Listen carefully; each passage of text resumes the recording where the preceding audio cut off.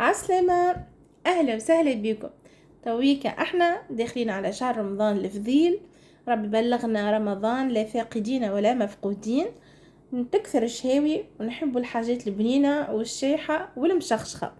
على هذاك جبت لكم مقرونة ببوشة محشية بالقوطة والسبناخ وبالحم المفروم بنا تعمل 66 كيف. صدقوني الصورة ظلمتها بما انه نطيب وقتها ليل وكل. جربوها. اول حاجه باش نذبل السبناخ نتاعي حطيت شويه الزبده وشويه ثوم وسبناخ، لا حطيت لا ملح لا حتى شيء لانه ديجا سبناخ يسيب الاملاح نتاعو.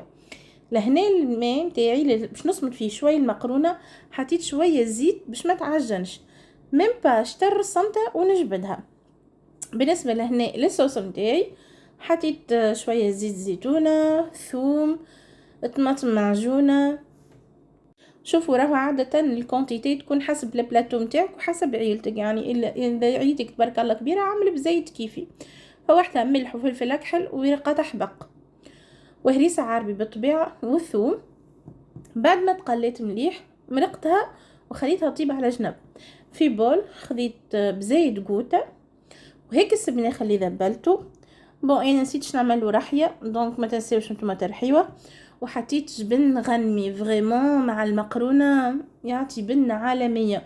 وما تنساوش نقصوا في الملح خاطر عاده الجبن الغنمي راهو مالح.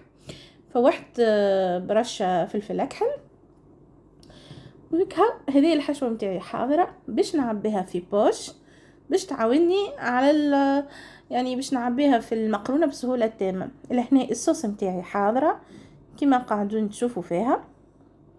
اي فوالا. لهنا باش نبدا في الدغساج نتاعي. حطيت كوش نتاع صوص خفيفه وراني للاسف نسيت باش نصورها وين نبوشي فيها المقرونه. على كل هاكا نتوما بالبوش فهمتوا كيفاش. وانا عندي لحم مفروم طايب شايح فرشته على وجه المقرونه. تنجموا تعملوا دجاج، تنجموا تعملوا سكالوب، تنجموا تقصوا القش صغيره نتاع الدجاج يكونوا طايب بطبيعه الحال وشايح وتحطوه. سقيت المقرونه نتاعي بالصوص، دخلتها للفور، خذيت وجهها وتحمرت وطابت، جبتها بعتيلي وعملت لها فرشه جبن جرويير. تنجموا تزيدوا صوص بشاميل اللي يحب، اما انا عملتها هكا اليوم جبن جرويير وجوتا من غير وصوص حمر اكهو. وفريمون كانت بنينه بنينه بنينه بنينه بالحق. نودكم ولا نشهيكم. ما تنساوش تعملوا اذا عجبكم الفيديو تعملوا اشتراك في القناه، تعملوا جيم وبارتاج. ومرحبا بكم الوصفات جديدة أخرى إن شاء الله، وإلى اللقاء.